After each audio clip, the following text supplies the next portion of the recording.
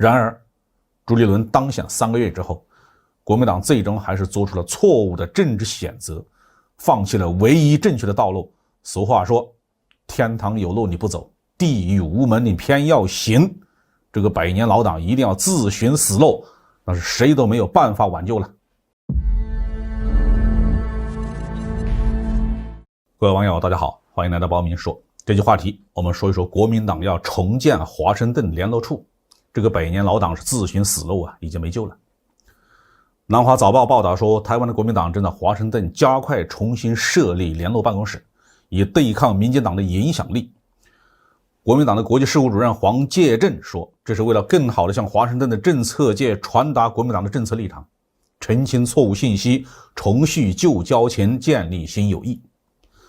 按理说，台湾的立法会和政府都是所谓票选的，特别是台湾的伪总统啊，是靠全体台湾的选民一人一票选出来的。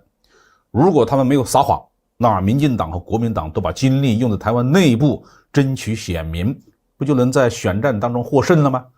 如此重视在华盛顿设联络处有什么用呢？问题就在这里，台湾的两党都在说谎，他们的命运其实根本就不是捏在台湾选民的手里，而是捏在美国人手里。美国统治集团想让谁动散，谁就能上台，谁在美国统治集团面前失宠，谁就得下野。国民党曾经在2004年与亲民党合作，在美国设立国亲联盟办事处。2008年马英九当选台湾地区领导人之后，关闭了这个办事处。按理说，国民党和美国政坛的关系可以一直追溯到上个世纪的30-40年代，为什么之前不设置联络机构呢？是因为2004年台湾发生了最大的选举丑闻。本来国民党和亲民党联盟推出的候选人连战、宋楚瑜民意调查领先，然而在3月19号，台湾民进党的候选人陈水扁与这个吕秀莲在拜票的过程中忽然发生枪击事件，陈水扁自称腹部中弹轻微受伤，此后形势急转直下，民进党以微弱的优势取得了大选的胜利。虽然国民党和亲民党反复抗议起诉，但毫无作用。当年国民党亲民党就在美国联合设立联络处。4年后的2008年，台湾再次举行大选，国民党的候选人马英九取得胜利。看来驻美联络处的工作颇有成效，但是马英九当选以后就关闭了华盛顿的联络处，而民进党设在华盛顿的联络处就从来都没有中断工作。台湾政客与美国统治集团的私下交易的细节当然不会轻易为外人所知。马英九当了8年的台湾地区领导人之后，国民党就再也没有取胜。2016年和2020年的所谓大选都是以民进党候选人蔡英文获胜而告终。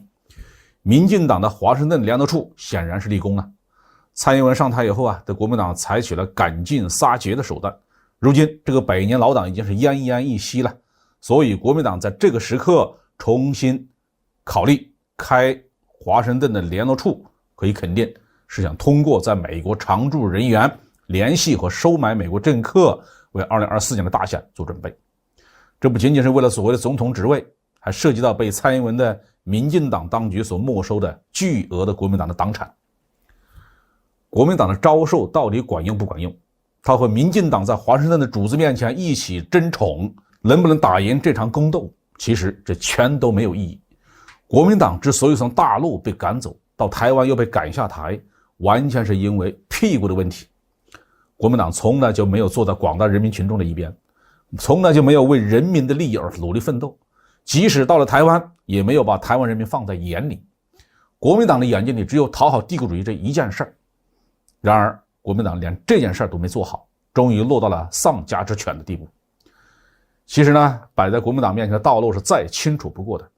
朱立伦当选国民党主席之后，中国最高领导人发去了贺电，明确地提出中华儿女和衷共济，为国家谋统一的主张，希望国民党能够回到9·2共识的基础上来，这是给了国民党莫大的机遇。只要走这条路，国民党有前途，台湾人民也有前途。如此看来，国民党开设联络处应该开在哪里啊？这是用脚趾头也能想清楚的问题。然而朱立伦当选3个月之后，国民党最终还是做出了错误的政治选择，放弃了唯一正确的道路。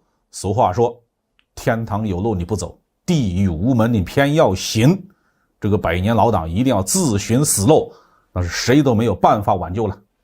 好，这句话题就说到这里。